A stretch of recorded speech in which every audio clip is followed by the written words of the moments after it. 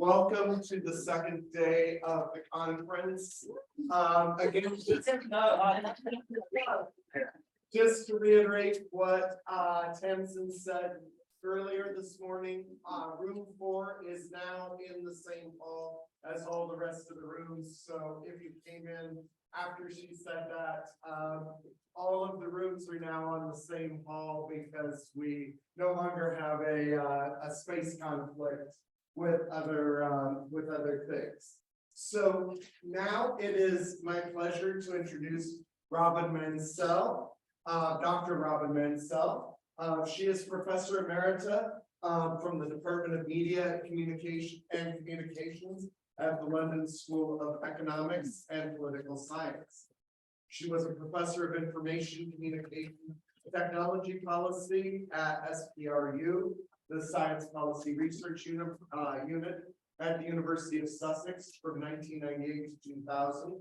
Her research focuses on technology and innovation, digital platform and governance, and its socio-political and economic consequences. She is the author of Imagining the Internet, Communication, Innovation, and Governance, 2012, and co-author of Advanced Introduction to Platform Economics in 2020, as well as over 120 papers. I can't read this early, apparently. She is a fellow of the British Academy and UK Academy of Social Sciences and a member of Academia Europaea, and holds an honorary doctorate from the University of Fribourg, Switzerland, and was awarded the ICA C Edwin Baker Award. So please join me in welcoming Dr. Robin Mansell, and we really look forward to hearing what she has to say.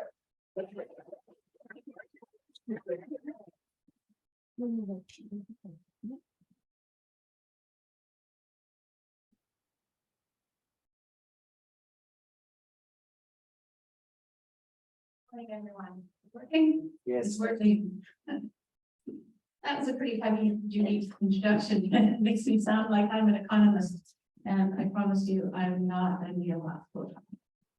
So today that's my title, and this is a quick outline of what I'm going to talk about. I'm going to talk a little bit about geopolitics and the digital world. I'm going to talk a little bit about institutions and corporate goals, and I'll give you a couple of examples of how these geopolitics play out in everyday life, and then I'm going to talk about contradictory reactions and what we could do about the way in which the digital world is developing. The first line there says, first, a brief reflection, and this is just to put you in the mood for thinking about technologies. And before I read this to you, which I will do when the machine stops, think about what was being invented in the late 1890s. What was being invented? What do we have? We had telegraphy, we had the Kodak camera, we had the gas-powered automobile, we had the photograph, we had the Marconi radio, and they were beginning to spread. Yeah? And we also had the first data processing punch cards invented by a Holrith, I'm not sure I'm pronouncing that right, in 1890, which were later used for what? During the Second World War, they were used by IBM to triage people, Jews and others during the Second World War. So just think about that. When I read to you this quote from 1909 by E.M. Forster, British author, the machine stops. We've created the machine to do our will, but we cannot make it do our will now. It has robbed us of the sense of space and the sense of touch. It has blurred every human relation and narrowed down love to a carnal act. It has paralyzed our bodies and our wills, and now compels us to worship it. The machine develops, but not on our lines. The machine proceeds, but not to our goal. But humanity, in its desire for comfort, had overreached itself. It had exploited the riches of nature too far. Quietly and complacently, it was sinking into decadence, and progress had come to mean the progress of the machine. gives you some pause for thought, doesn't it? 1909, this is 2023, and we are still so prone to thinking that the machine is what is progressing. What I want to do today is to draw your attention to the fact that, yes, machines have been innovated throughout history, but what we really need to focus upon is the core theme of this conference, which is the agency of human beings in order to shape what is happening with machines. So where lies individual or collective agency to resist the machine? This seems to me to be a core problem that we have been addressing for decades and decades. I also put a quote from Habermas from a recent 2022 paper there, because in order for human beings to be knowledgeable enough to make decisions, whether individually or collectively, we need, he argues, a democratic system. And if the democratic system is damaged, if the infrastructure of the public sphere is no longer operational, it is impossible to direct citizens' attention to the relevant issues that need to be decided, like how to govern machines, and the possibility for forming different opinions, contested opinions, no longer exists. I put the little picture of the great Library of Alexandria up there, partly just to echo history, but there was no time when knowledge was an open public sphere. It was elite in the beginning, and it remains elite, yes? But it just does not mean that there is no opportunity for making choices and for resisting the progress of the machine. So with that little reflection to begin with, I want to focus a little bit on the geopolitics of the digital. And those iconic images up there do not need to be explained to you. It is very common knowledge that there is great tension between the great powers. It's no longer a unipolar world led by the United States. There are mostly men in charge of developing digital machines these days. And there's much talk of the fact that in order to keep people safe, protect their human rights, we need a kind of a nationalism, a techno-nationalism.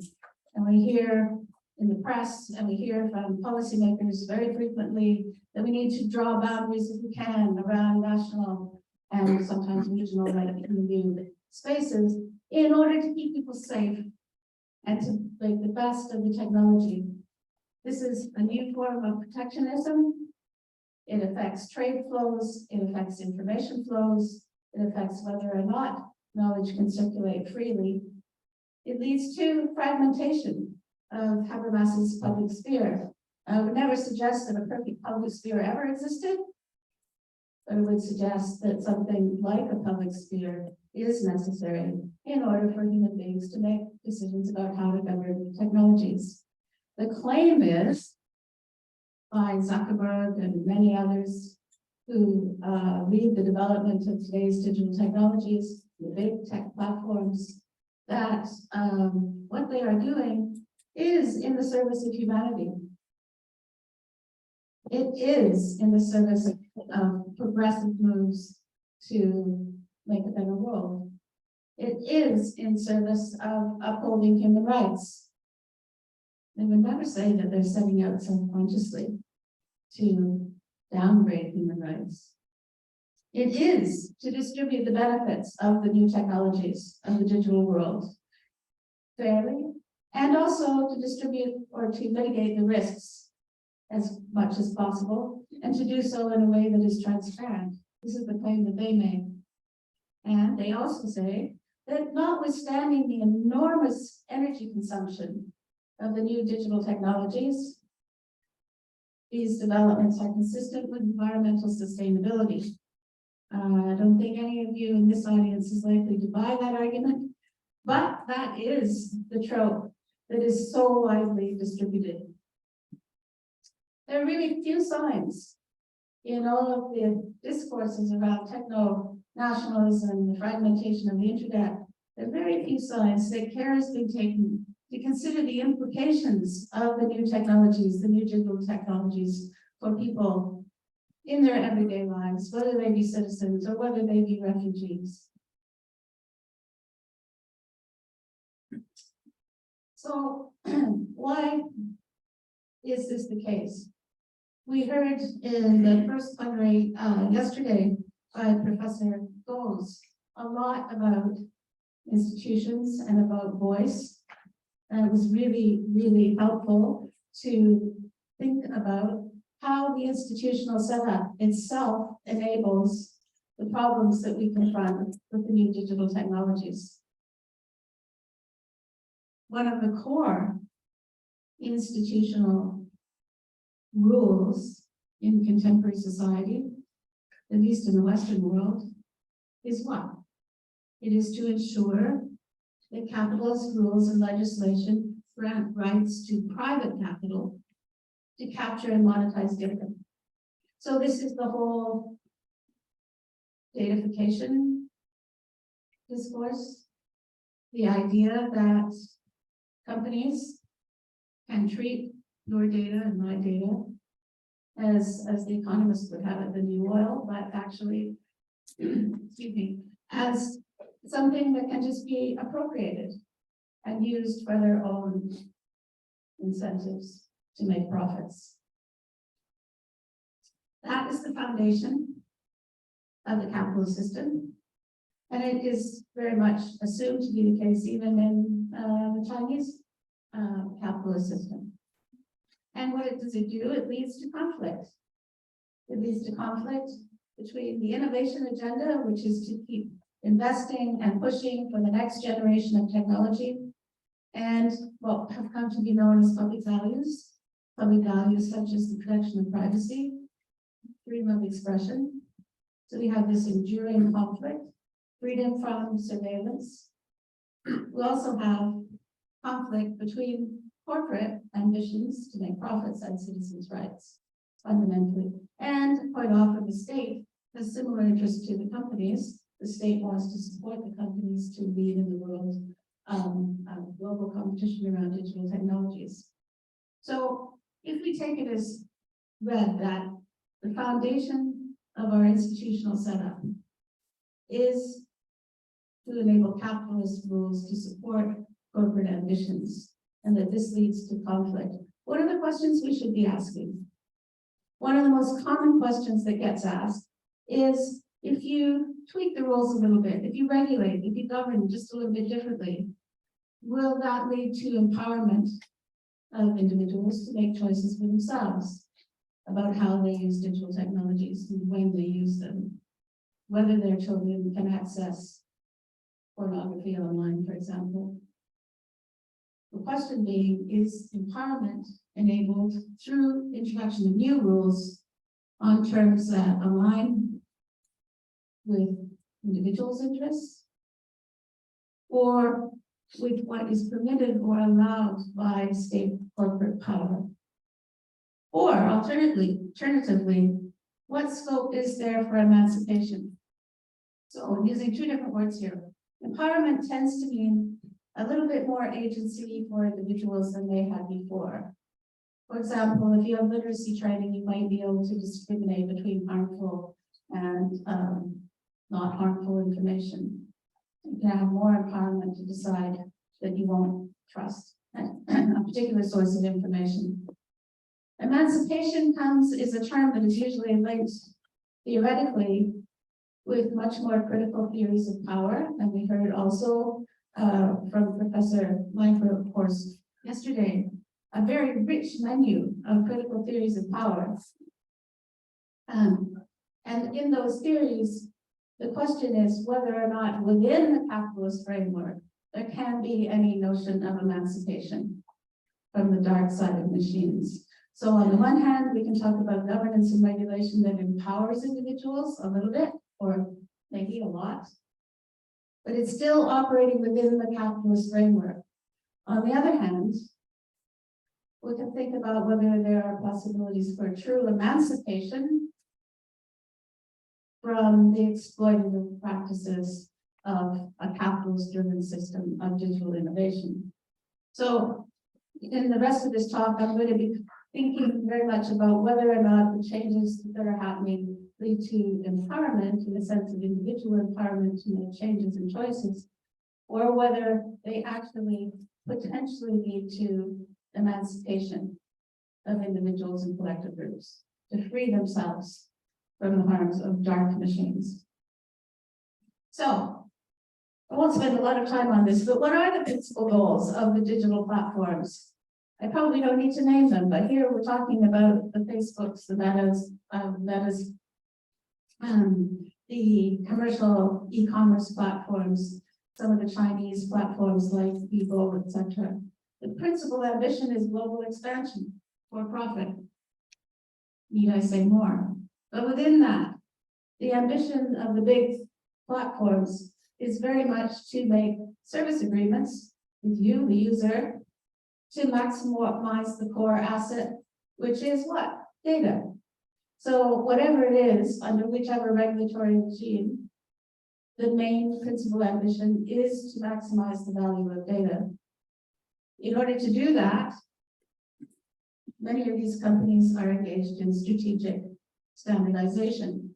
Strategic standardization is code for standardize the different technologies, user interfaces, but do so in a way that limits user control. Can you see emancipation happening when you limit user control? Not really. Secondly, to strategically manage content moderation in a way that so far, for most of the platforms, allows them to decide what is harmful content and what is not. Increasingly, new regulations are being introduced. But at the end of the day, it's individuals working within, usually low-paid individuals working within these companies who get to decide what is healthy or good content and what is harmful content. They respond to regulations. They often call for regulations. Some of the companies come to the European Union and say, please regulate us. Because we know that you're a little bit unhappy with the kinds of developments around digital technologies, with the harms, etc. But as soon as regulation comes along, what do? They start lobbying. They start trying to weaken the legislation that is being put in place, or to prevent it from being properly implemented. And lastly, especially when it comes to discussions about artificial intelligence in the digital world, I don't know if any of you have counted how many sets of ethical principles have been developed in the last 5 or 6 years that are online, but you could count them and they're in the hundreds. So there are many, many ethical principles about good behavior in the design and development of new digital technologies in order to protect people's human rights. But how many of them are actually being implemented in a way which leads to tangible change that empowers individuals or emancipates them? Not many. Overall, the principal goal is still profitability. In response to the principal goals of the digital platforms, big companies, whether they be American-owned or Chinese-owned, or in some cases even European-owned, there are many multilateral, and in some cases multi-stakeholder responses. And there's lots of activity at the national level in terms of governing the digital world in order to constrain, limit, control the hegemony of the big platforms. I won't go into enormous detail on this. And interestingly, yesterday I was intrigued to hear some skepticism about the role of the United Nations in being able to accomplish certain goals. But one of the major responses to concerns about digital harms has been the United Nations Secretary General's initiative to develop a new global digital compact. And here, the initiative has been going on for a couple of years now. It is basically designed to uphold human rights, fundamental human rights in the digital world. It's being said to be put on almost the same footing as the IPCC and concerns about climate change. In other words, in the political classes, the concerns about the potential harms of digital innovation and digital technologies and applications is growing. But what is characteristic of the global digital compact and some of the guidelines that are being put in place? First is none of them are mandatory. They're not talking about treaties, they're talking about voluntary things. Second is they make a lot of the need to protect fundamental human rights and the rights of children. But at the same time, they say that must be balanced with interests in economic growth and in continuous innovation, more machines, more AI, etc. In other words, there's call for coordination, there's calls for collaboration, there's calls for putting the best minds together to figure out how we might better protect the human rights of individuals in the contemporary period. But there are no teeth. And there is no suggestion that we basically need a new form of economic functioning. There is no threat to capitalism anywhere in the discourse that is coming from the Global Digital Compact. At least that's my assessment. And it's based on a content analysis of a lot of documentation. Secondly, UNESCO, a UN agency which is known for upholding human rights, freedom of expression, rights to education, the rights of children, etc. They are developing new guidelines for regulating digital platforms. And once again, if you read through the various drafts that are coming out, and it is quite multi-stakeholder, a lot of voices involved, what does it call for? Protection of fundamental human rights. But what the paragraphs also call for? Economic growth and innovation around technology. On the one hand, on the other hand, a balance. With UNESCO, you might even say putting fundamental rights a little bit higher up on the scales, but nevertheless, you still have the strong emphasis on the current arrangements and institutional norms for capitalism. And when you push back, what are we told? Do not harm, do no harm to the operation of capitalism and digitization and innovation. Why? Because we're facing global crises. And if you do something to destabilize digital innovation, which is the main growth prospect, what are you doing? You're creating harm for those people who want jobs, who need to make a livelihood, etc. So it's a very contested conversation. In the OECD countries, rather than introduce necessarily new guidelines, what they perpetually do is call for more research in order to mitigate the risks that might accompany the development of digital technologies. More research, more research, more research. So when you actually have a solid evidentiary basis for introducing whatever regulations may be possible. They talk about introducing future guardrails. Guardrails having become the catchword, I guess, for protecting people from the potential harms of digital technologies. The G7 talk about, and the US talk about, responsible innovation. Well, it would be irresponsible. And policymakers don't go set out necessarily to be irresponsible. To do responsible innovation in the digital space, they claim, is the way forward. But again, it's through voluntary policy guidance in most cases, through putting principles in place, but not necessarily following through in terms of practice. In the UK, given the government that we now have, it's very, very pro-innovation and economic growth at all costs, of course, with some protections, some effort to mitigate any harms that might come from technology.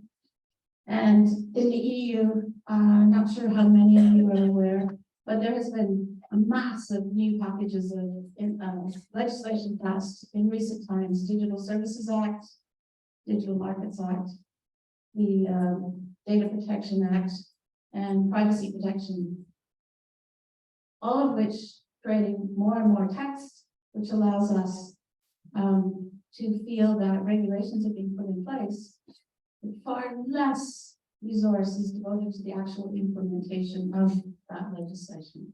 And so it's unclear whether it's having the kind of traction that one might hope for. In the UK, the Online Safety Bill has been publicly called authoritarian. This is a democratic state. It's publicly been called authoritarian. Why? Because it enables the Secretary of State to intervene, to decide, if necessary, in the national interest, what is allowable discourse and content and what is not.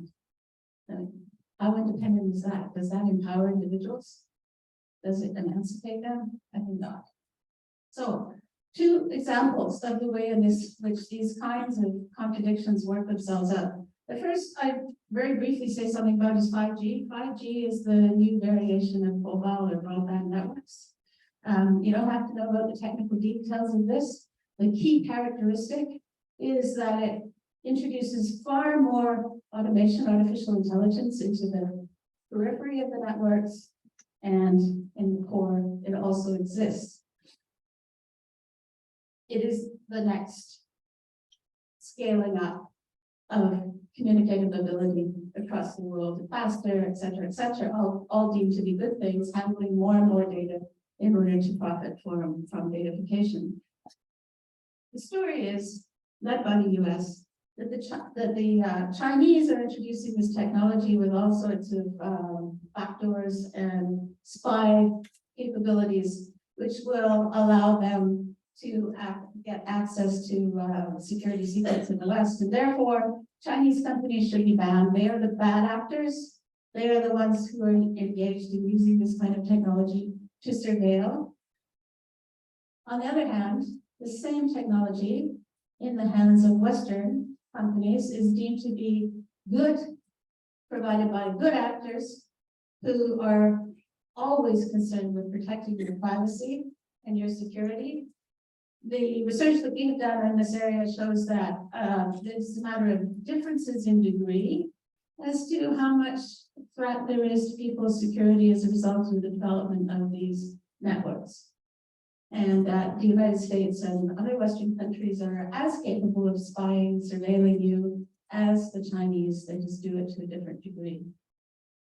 So any kind of technology, innovation in this area heightens the risk to human beings, to individuals, and to groups of individuals.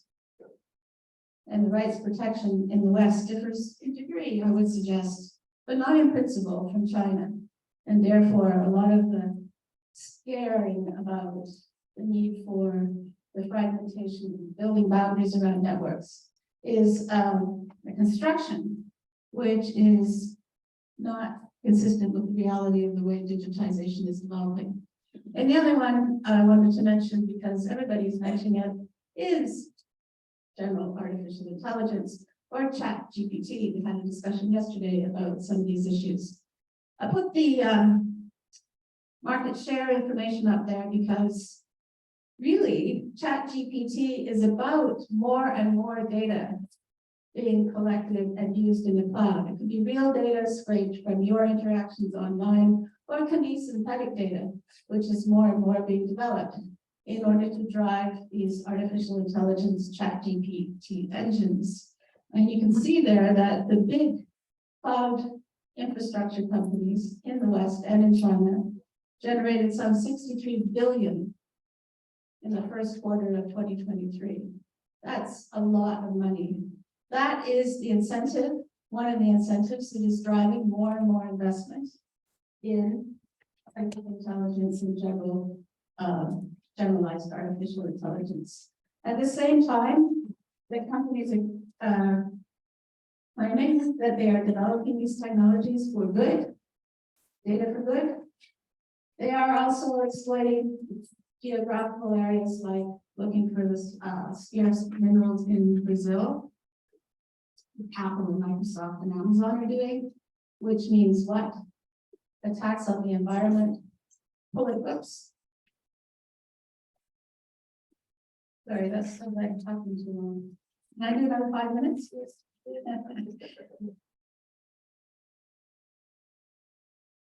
Yeah.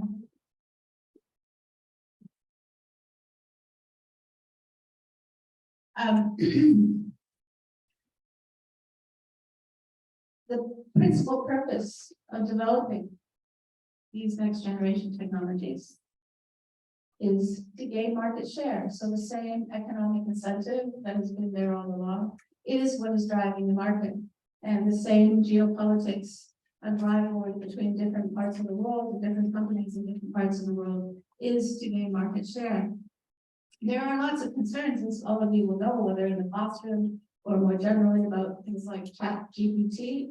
But what happens is that even when countries decide, like Italy did or France did temporarily, to try to stop the development of this particular technology, the main concern that they began to have was about the ownership of the data. And so they were very concerned about whether the institutional rules actually allow companies to go and scrape all that data to create the data sets so that the machines can learn and develop more sophistication. And then they realized that actually, under the arrangements in which the rules are set under capitalism, the companies do have the right, at least for now, until courts get busy, to allow the scraping of all of this data and the development of more sophisticated language models. So they back off. And so in terms of whether or not regulations will be quickly put in place in order to empower users, I would say the answer is probably not. And in addition, something called artificial intelligence as a service is being developed, where basically there is no consent on your part as to how data are used, none whatsoever. All that data gets collected in the cloud, and there's no value chain accountability as to which companies are using which data, especially when it's all combined and anonymized. And so we basically have an innovation machine, which is potentially not consistent with the protection of fundamental rights. And very little you or I, or most policymakers arguably can do about it. So, in response to all of this, what do we have? We have huge literatures growing on the benefits of artificial intelligence and the next generation digital networks. And I won't go through all of the good applications, and I'm sure some of you will say, well, these are good applications. But what we have at the same time is a race to try to control or regulate the recommender systems and the algorithms that use these technologies. And the consequences of that are content overblocking, which means restrictions on freedom of expression, and also racial profiling. And in the case of educational uses of these kinds of technologies, we have to cope with the biases, which have been there for a very long time with earlier generations of technology, and discrimination between classes and races and other groups. And I could give you endless examples of limitations on people's human rights and the need for regulatory oversight. So what are the reactions? From the companies, we get like OpenAI, which has developed the most recent ChatGPT. These models are becoming more and more potent. Some points, it will become quite easy if one wanted to cause a great deal of harm with these models. And you might ask, well, if that's the case, why on earth are you putting them out there in the market? And on the other side, though, and here's the push to economic growth, slowing the deployment of technologies in favor of added cybersecurity, greater safety for youth, could prevent physical or psychosocial harms. However, such slowing could doom American companies in the race to the market. Geopolitics again. Do nothing to jeopardize economic growth of Western countries. Other reactions, far more critical. Many of you will have heard of Shoshana Zuboff, who talks about the need for societies to decide what should be done. But the intriguing thing with her take on this is that she turns to the EU and says, there's a bright light in terms of their regulatory move to try to control the technologies. Because the EU is trying to uphold human rights and to empower individuals. We could talk about whether or not she's right to be so optimistic about EU moves to regulate and control. Possibly they will empower users, but will they emancipate them? Frank Pasquale, who's an American legal scholar, talks about the need for utopian visions to completely move away from the institutional setup that we have now and to think in entirely new ways about how we might configure, design, and develop these technologies to actually enable people. He talks about empowerment, not in emancipation. And then finally, Naomi Klein, who's a Canadian political economist, talks about the fact that we worry about the intrinsic characteristics of the technology. So there's a lot of talk about ChatGPT hallucinating, dreaming up footnotes and stories for student essays that have no bearing with reality. What she's talking about is the fact that we need to focus on the people, not the technology. We need to focus on the CEOs and, I would argue, the technology designers who are developing these technologies without regard, seriously and fundamentally, to the protection of human beings. So my conclusion, it's all about power, of course. Yes, I put that in quotes because it's a quote from Roger Silverstone some 20 years ago, who talked about the development of digital technologies. It's all about the power of force. And it is. It's about the hegemony of economic power. It's about the dominant big tech companies, imaginary of what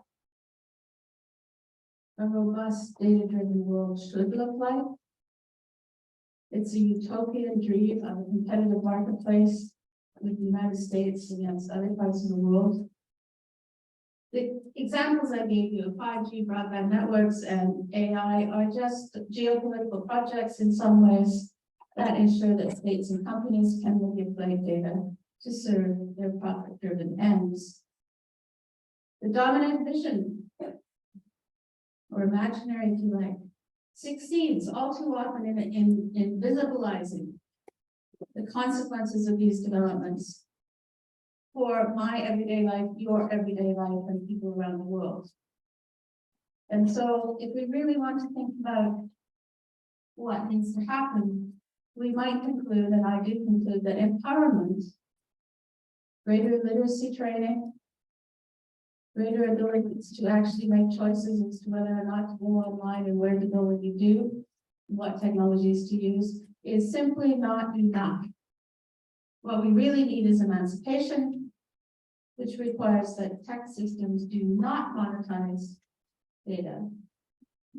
And what this means is a change in ownership conditions and the fundamental institutional norms of capitalism, which then means something like a commons-based approach, or you've heard of some of the federated platforms, distributed platforms that are being developed, because no matter how likely that kind of radical change might be, I would argue that it is the only way out of a continuous, step-by-step encroachment on people's fundamental human rights as a result of tech innovation. Thank you.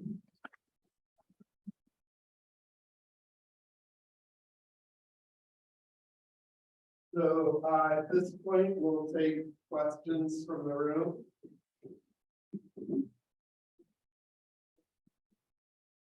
This was really fascinating. Thank you. I'm right here in the front.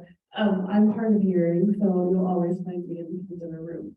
I'm wondering what advice you give to us as educators for our students who look at all of the available information out there and they say, well, this could be true, or that could be true, or this, how do we deal with the misinformation and disinformation campaigns when you've got all of these competing motives?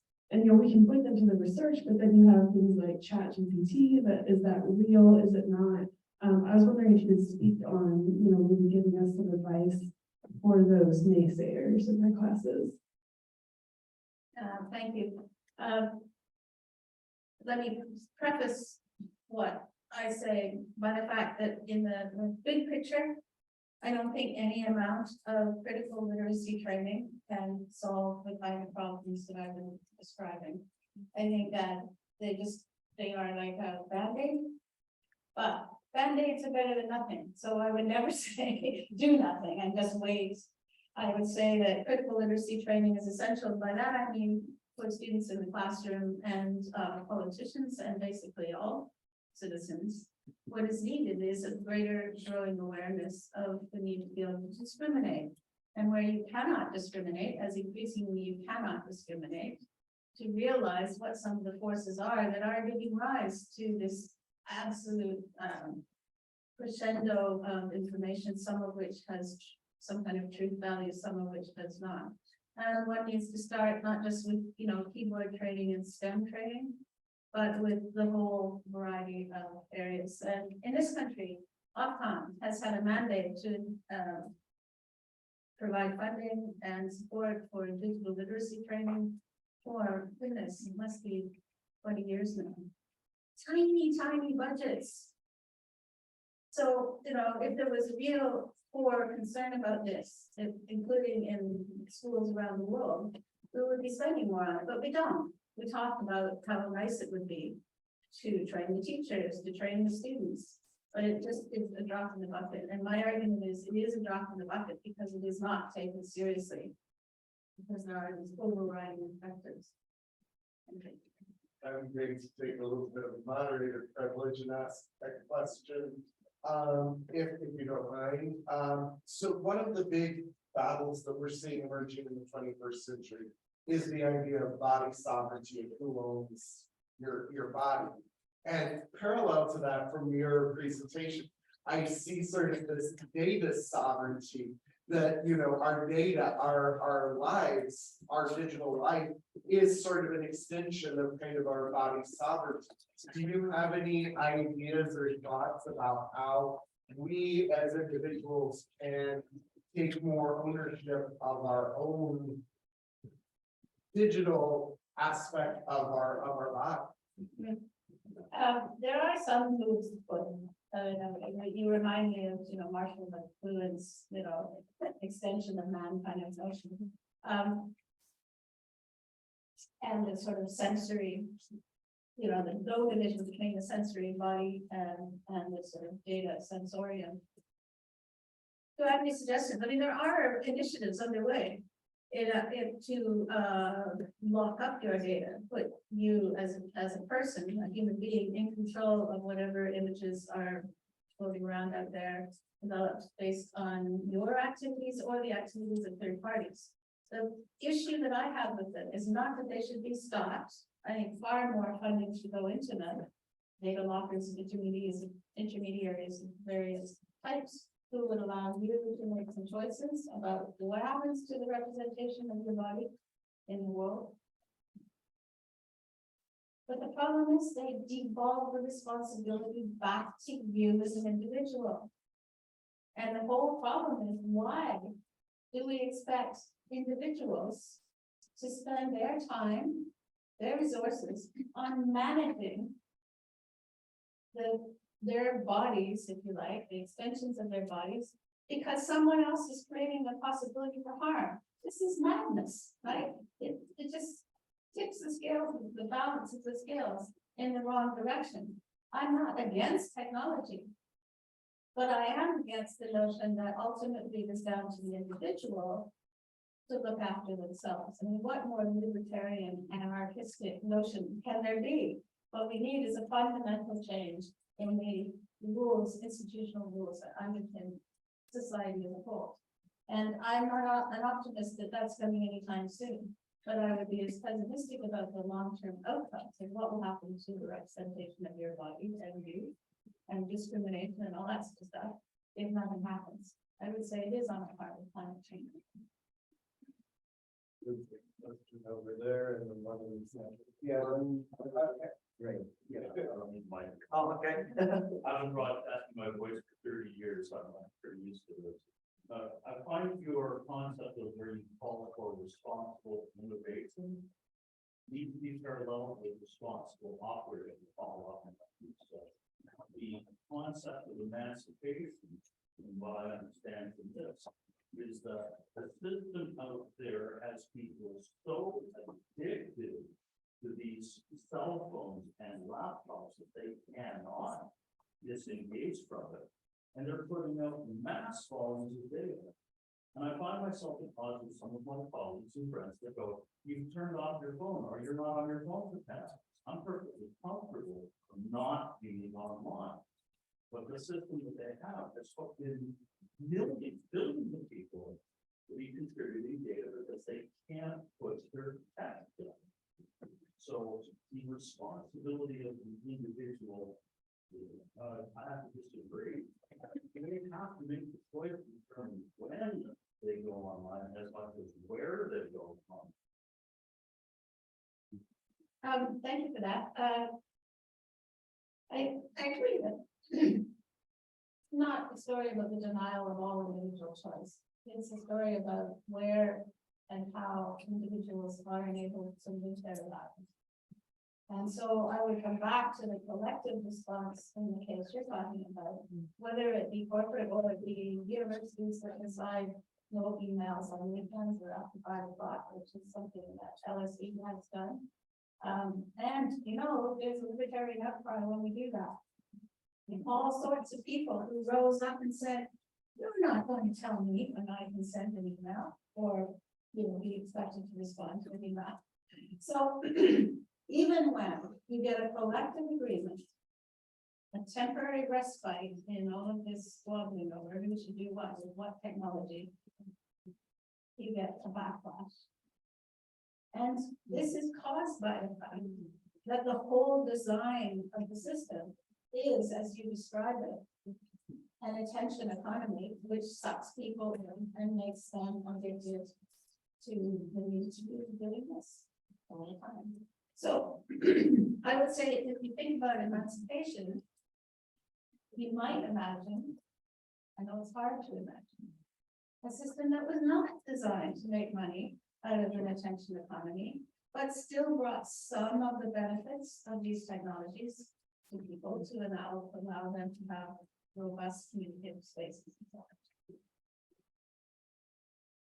Hi, thank you for bringing up the online safety bill.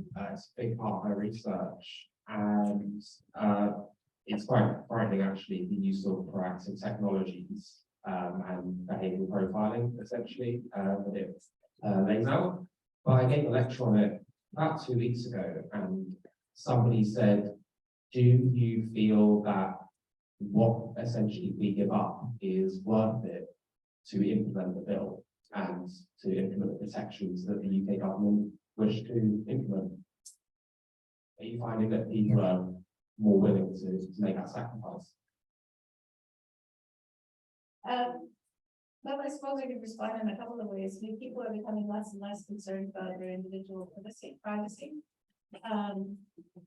People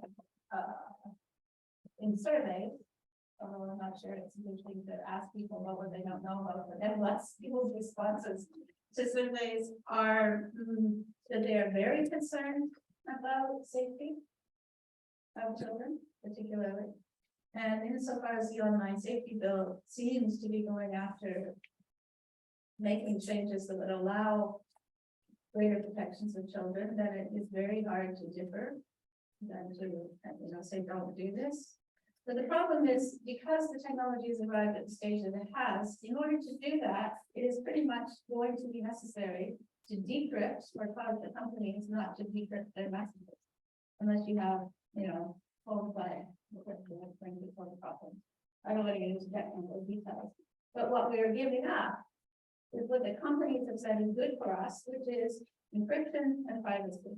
Yeah, in order to open up the technology box to allow greater protections of children and to some extent adults, and to protect us from extremists and all the rest of it. So, where do I come down? I think my view is they should flip up the bill and start again, because and I think that's the honest truth, because I really think they have developed an complicated piece of legislation, which is never going to be implemented anyway, because there'll be court cases that go on for decades.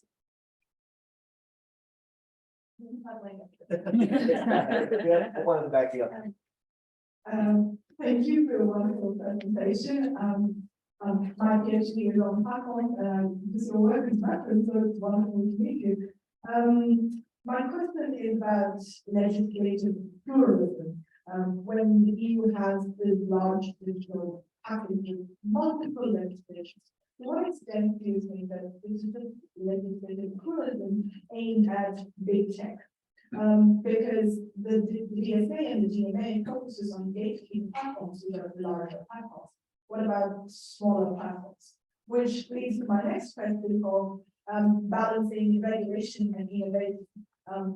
This is a possible potential in larger developed global north countries, but in global south countries where innovation is the key for global for country development, how do you balance regulation and innovation? Thank you. On the EU pluralism, the idea is if you go after the big companies and tweak their behavior somewhat, this will set a context for the smaller companies and they will follow suit. But there's lots of evidence in the economics literature that they might all start competing to the bottom and things could get worse. I think that it needs to be monitored, and I fully support some of the looks the EU has been taking, because again, I would emphasize my view is not that we should do nothing, but my view is also that even in doing something and introducing this set of packages of legislation, they're not actually addressing the fundamental underlying problem, which is why I talk about the need for emancipation, not just empowerment. On the global south issue, how do you balance? Well, I guess I would delete balance from my vocabulary, because if you think about balancing, think about the scales, you get a better balance between innovation on the one hand and human rights protection on the other hand, like this. You still have all of the pressures and all of the incentives created by the innovation growth agenda, which in no world will they ever stay balanced just like that. It will always be like that, so there will always be a struggle. So unless you change the underlying rules and norms, you're going to have a problem. The other thing I would say about the global south is my global south colleagues tell me all the time. It's a matter of it's harm to transfer legislation from the global north to the global south with a few tiny tweaks here and there. Even when that doesn't happen, the values that may be wanting to be privileged in the global south are likely to be different. And secondly, even if there was consensus that the same things had to be done, say to put legislation in something against the big platforms, it's an aspiration in the global south because the resources aren't there. I don't think they're here in the global north either, but they're not there in the global south, etc. And so it's a nice thing. I've got a question. The institutional alternatives that you present, common-based alternatives. One of the contradictions we face in the AI world is that the more that we assign to the commons, the more they stray. And so, how do we consider this public-private tension to an AI lens right now? Do we want more private, or do we want more private, more privacy? Commons that are bounded, that don't have access to these other tech spaces. What's the institutional language of appropriation from the commons is now the big part of what AI does. To be honest, I'm not quite sure how to respond to you. I could give you another lecture on the commons, but I don't think that's probably very much a good idea. If you think of the commons in terms of a set of norms and rules. Well, actually, I'll be clear. I'm talking about Creative Commons as an application of a digital commons. So sorry, I didn't get the creative. Yes, yeah. It's kind of become the paradigm alternative, in digital spaces. Yeah. But the kind of irony of our age right now is that the more that we put to the commons, the more that we give to these AI engines, which feed into your Yes. system. Sorry, I didn't hear the creative somehow. Sorry. Creative Commons, as many of you will know, is a way of organizing the norms and rules as to who can use what data and information under which circumstances. And instead of it being solely the right of the company, the private sector, the corporate entity to decide that, it's there for the public's use unless you restrict it and then be used commercially. One of the issues that is being pointed to is the more we develop the commons, is the more and more data in there, the more the AIs and algorithms are going about saying, oh, we'll use that. We'll anonymize that. And now we're coming to make some more money using it, and where's the boundary lie? I imagine there'll be legislation in this area in due course. There's already discussions about it. I honestly don't know where it will end up, but I think that wherever it ends up, it's not going to be a solution. Because once again, I come back to the fact that if you take the balance word again, there'll be an imbalance between the interests of the companies of subverting in one way or another some way of continuing to develop their technologies and leaving us, those who generate the data, with relatively less control about the way in which our data is used, managed, and whether we can make money from it. One more question, somebody wants to jump in.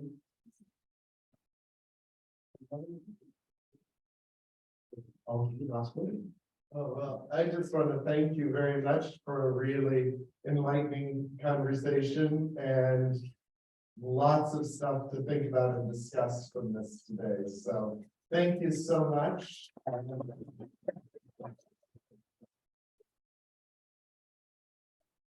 We can give the 5 minutes. Coffee break, no, we are going to make coffee break, and we're gonna move really quickly, we're gonna pour coffee quickly, and we're gonna come back for the panel session.